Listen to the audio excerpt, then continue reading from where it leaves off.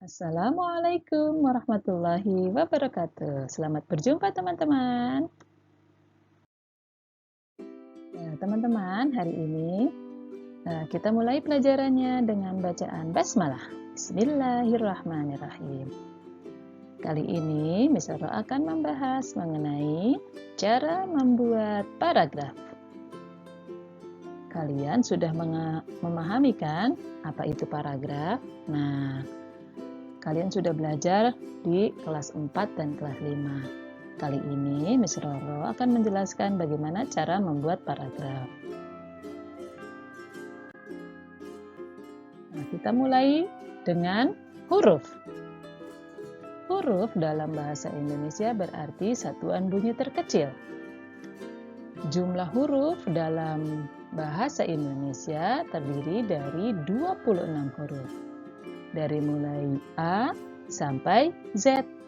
A, B, C, D, E, F, G, H, I, J, K, L, M, N, O, P, Q, R, S, T, U, V, W, X, Y, Z.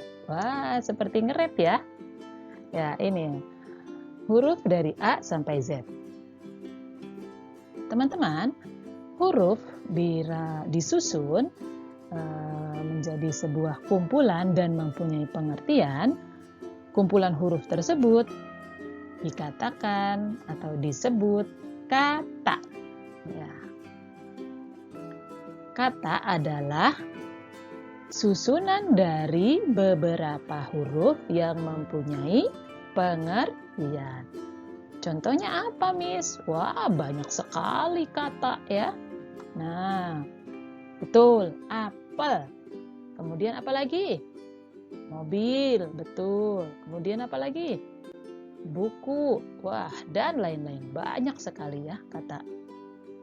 Nah, apabila kata disusun, kemudian menjadi sebuah pengertian, ya, maka akan menjadi sebuah kalimat. Namun, kalimat tidak hanya kumpulan kata-kata saja. Nah, kalimat itu sebuah kalimat yang sempurna diawali dengan huruf kapital. Kemudian diakhiri dengan titik. Contohnya apa, Miss? Ini dia contohnya. Adik sedang membaca buku. Nah, kalimat ini diawali dengan huruf kapital dan diakhiri dengan titik. Kalimat ini bukan selesai sampai di sini. Ya, harus intonasinya harus menunjukkan selesai. Apabila kalimat itu tidak ada titiknya, berarti intonasinya belum selesai. Contohnya bagaimana, Miss? Contohnya seperti ini. Adik sedang membaca buku. Nah, ketika ada orang yang membaca dengan intonasi seperti itu, maka kalian akan mendengarkan bahwa kalimat tersebut belum selesai. Buku apa? Nah, berbeda dengan intonasinya selesai. Adik sedang membaca buku. Nah, itu intonasinya akan turun. Berarti di situ titik. Nah, tadi kalau intonasi yang pertama naik, adik sedang membaca buku. Nah, itu berarti intonasinya naik dan tidak menunjukkan titik. Paham ya? Jadi Miss ulang lagi, pengertian kalimat adalah susunan dari beberapa kata yang mempunyai pengertian diawali dengan huruf kapital dan diakhiri dengan titik. Itu disebut kalimat. Nah, kalau paragraf apa, Miss? Paragraf? Nah, paragraf apa ya? Langsung kita lanjut. Ini dia. Paragraf adalah susunan beberapa kalimat yang padu atau berkaitan dan mempunyai ide pokok atau gagasan utama. Nah, apa, Miss, yang padu? Arti padu ini berkaitan. Nah, disusun apabila kalimat itu berkaitan satu sama lain. Contohnya bagaimana, Miss? Yang tidak padu. Yang tidak padu itu contohnya yang tidak saling berkaitan. Contoh seperti ini. Ibu pergi ke pasar. Adik sedang menangis. Ada pejalan kaki yang berjalan sangat jauh.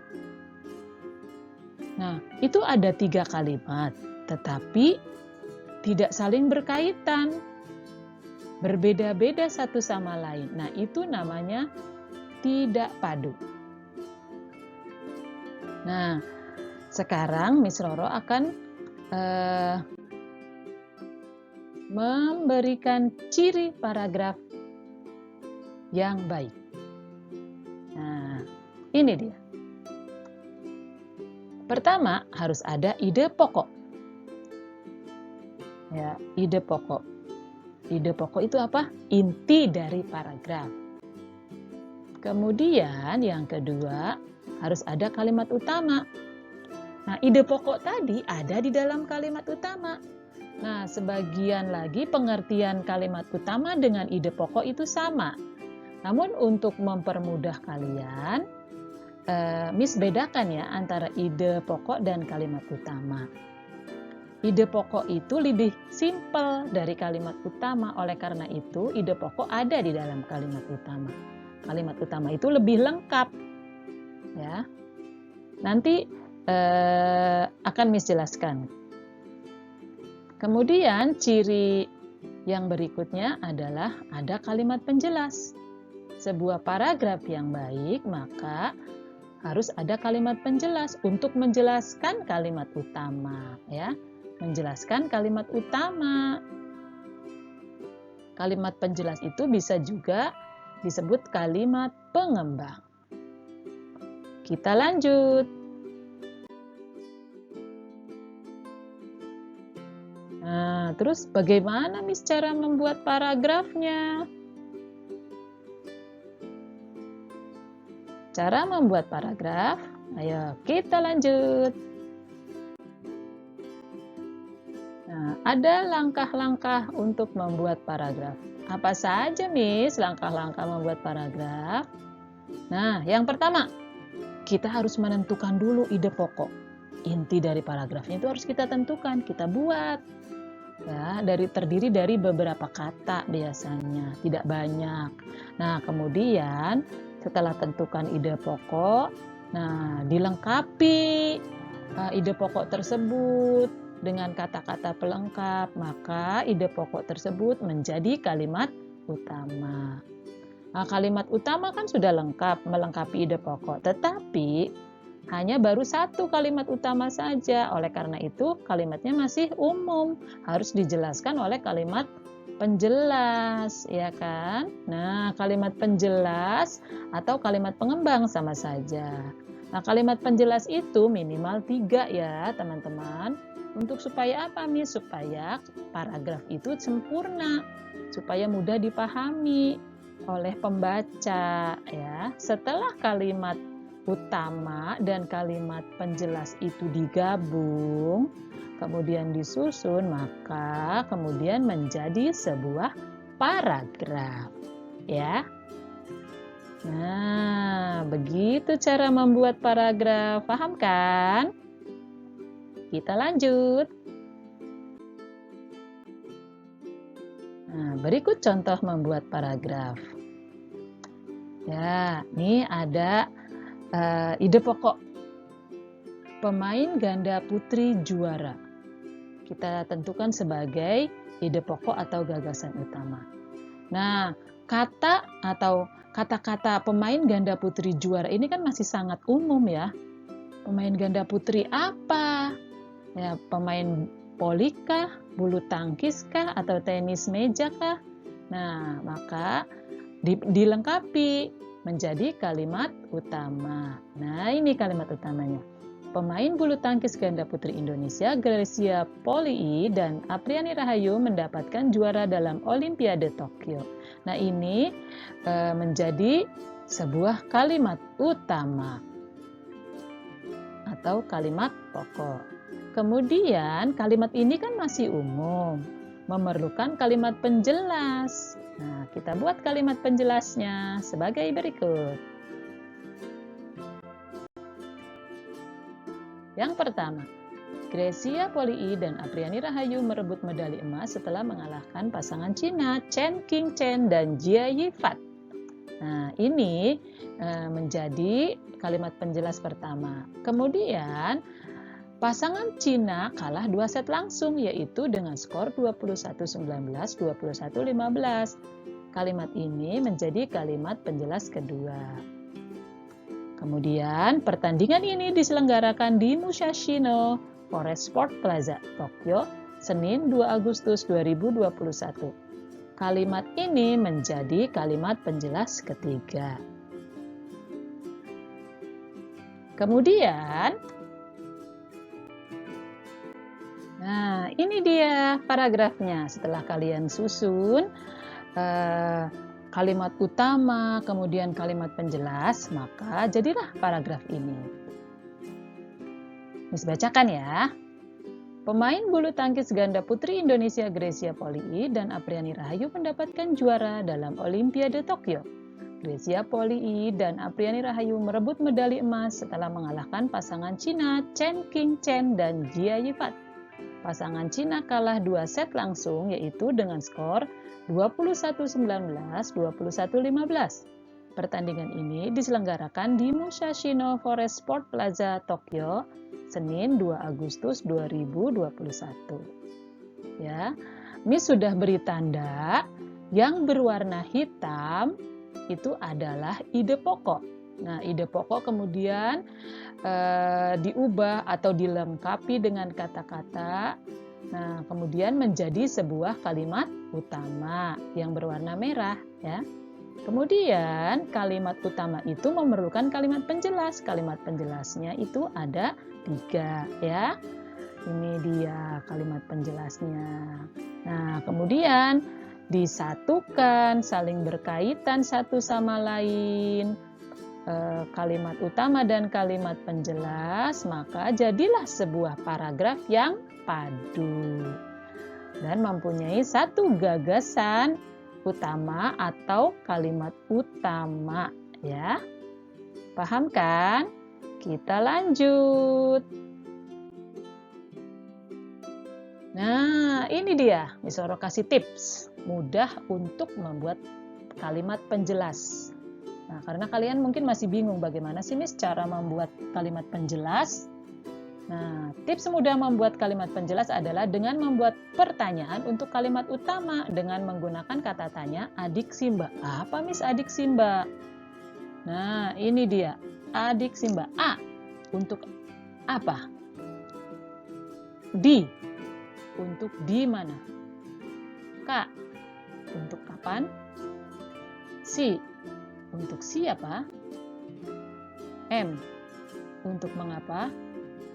Ba untuk bagaimana? Ya. Nah, jawaban dari pertanyaan-pertanyaan tersebut bisa menjadi kalimat penjelas. Bagaimana Miss caranya? Langsung kita latihan. Ya. Mari kita latihan membuat paragraf. Nah, ini dia.